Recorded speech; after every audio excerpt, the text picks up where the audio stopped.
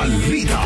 Meron daw hong 12 individualang napaulat na nasawi dahil po yan sa pananalasa ng nagpapatuloy na habagat at yung nagdaang bagyong Krising ayon sa PNP.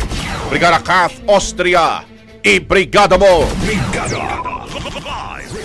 12 katao ang naiulat na nasawi sa gitna ng pananalasa ng habagat at bagyong Krising.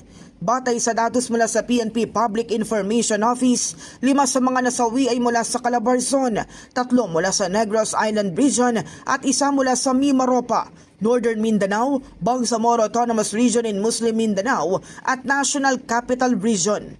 9 sa mga biktima ay nasawi dahil sa pagkalunod habang 2 naman ang namatay matapos mabagsakan ng puno ang kanilang mga bahay.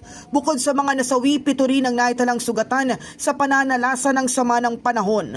5 sa mga ito ay mula sa Zamboanga Peninsula na tinamaan ng bumagsak na puno habang 2 ang sibilyan sa Cordillera Administrative Region na tinangay ng rumaragasang ilog. Lahat ng sugatang biktima ay nagtamo lamang ng minor injuries at kasalukuyang sumasailalim sa gamutan.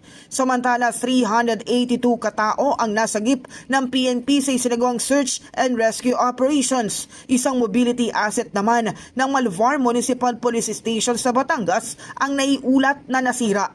Nakapagtala rin ng 283 uniform personnel at 9 na non-uniform personnel ang PNP na kabilang sa apektado ng kalamidad.